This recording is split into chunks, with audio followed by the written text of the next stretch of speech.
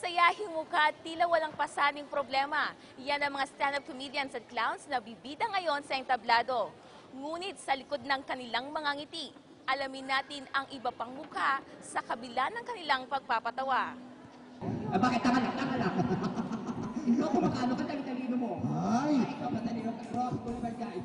Lumalabas sila Trina sa bahay nila, sabi ko kayo na. Sabi ko kayo na. Ako, I love you, sabi niya ka, Blue. I love you too. Welang pagpapatawa, hanep sa pagbitaw ng mga punchlines. Si Walter. Yan ang magkaibigan sina Rodel Duval, a.k.a. Bunch, at Yel Balignasay, a.k.a. Katrina Halimaw. Sila ang mga kapuso nating nabiyayaan ng talento upang magpasaya sa ating malulungkot na sandali. Ilang taon nang magkaibigan sina Bunch at Katrina Halimaw. Unang nagkita ang dalawa nang minsan maging hurado si Bunch sa isang gay pageant at kalahok si Katrina. Nakita nito ang potensyal ni Katrina sa pagpapatawa at doon nagsimula ang kanilang pagsasamahan bilang mga stand-up comedians. Sa music room na ito, madalas pumipirmi si Bunch kapag walang shows. Dito siya nakakapag-isip ng kanyang mga magiging konsepto o estilo sa gagawing pagpapatawa. Na tayo sa San Carlos City, doon gaganap ng stand-up show. Pero dahil sa ating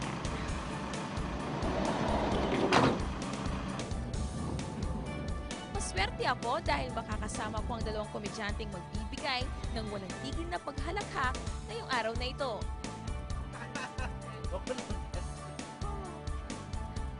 Habang nasa biyahe, tahimik ang dalawa. Ito kasi ang panahon kung saan nakakapagpahinga sila bago sumabak sa walang tigil na pagpapatawa.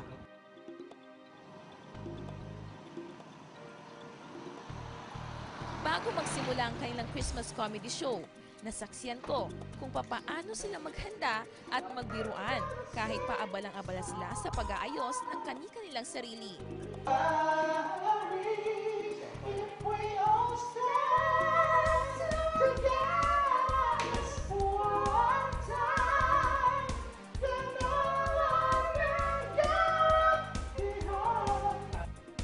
Hindi rin mawawala sa kanilang mga kagamitan ng makeups. Nariyan rin ang kakatuwang statement shirt ni Bunch. Maging si Katrina Halimaw, hindi rin nagpatalo sa kanyang susuting damit at wig. Look, alam mo, nilinis sa ballroom.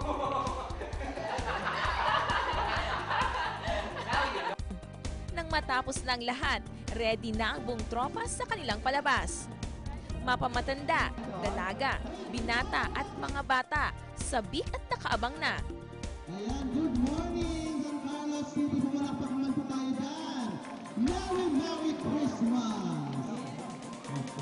Masaya at nakakaindak na awitin ang kinanta ng mga ito para sa aming mga manonood.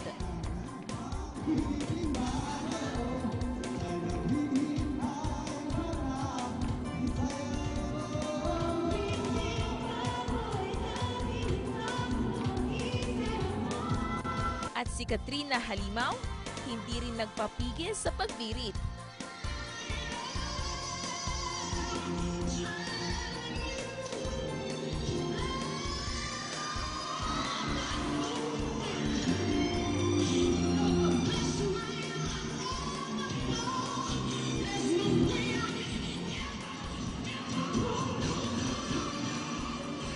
Kaya naman ang mga manonood hindi magkamayaw at naghiyawan na sa bawat banat ng mga nakakatawang punchlines.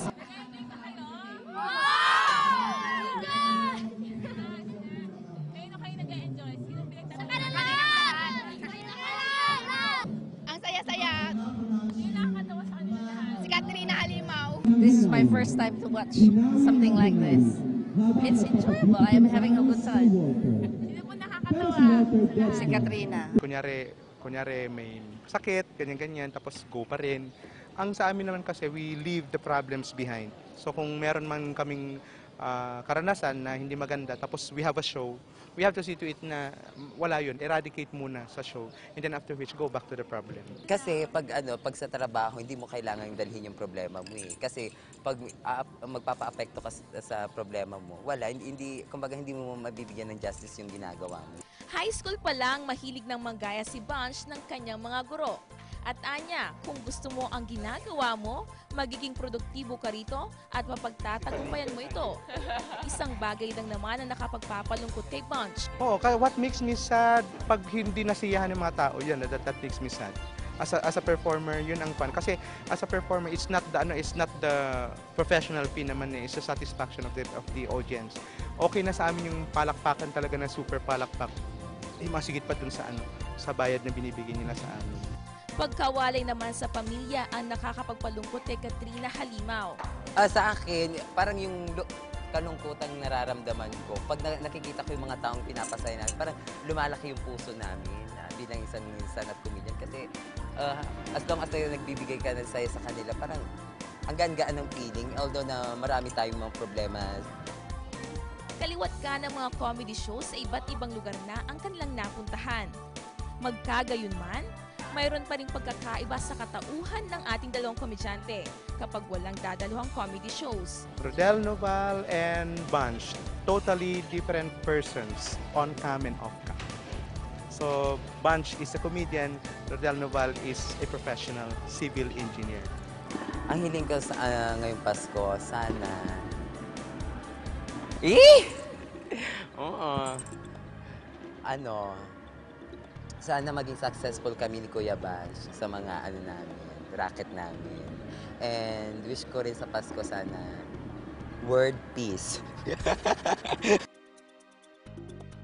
Samantala, naabutan naman naming abala sa paglalagay ng makeup sina JR at Maynard. Dahil sa gabing ito, pagiging clown ang kanilang gagampanan. Ang makukulay na damit na ito ang kanilang susuotin upang makuha ang atraksyon ng mga tao. Nagkaroon na rin ako ng pagkakataon na makita kung papaano nga ba mag-makeup ang mga clowns na siyang bidang-bida sa mga bata. Pag hindi po ako kulang, actually driver po ako eh. Ng mga downtown, jeep, truck. Kung meron po nag-text sa akin, yung driver po ako ng truck o tricycle. Pag day off ko po dito sa warehouse, napaparking po dito sa labas ng warehouse, na-tricycle din po ako. Gabi-gabi, pagpapasaya sa mga customers ang kanilang ginagawa. Sinampulan pa ako ni JR at ni Maynard ng kanilang mga magic tricks na nakakamangha.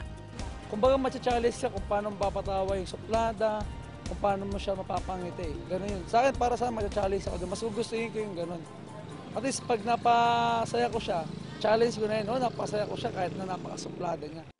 Walang dudang laging Pasko ang pakiramdam kapag bumalat na ang ating mga kapusong komedyante at payaso na hatid ang katatawanan at kasiyang hindi matutumasan ng kahit ano pa mang material na bagay. Kaya para kina Bunch, Katrina Halimaw at JR, makulay na buhay ang hatid ng kailang malungkot at masayang maskara sa kinagisnang hanapbuhay. Barya, barya, barya! Saan nga ba nagsimula at paano papahalagahan? Gipit man o sagana?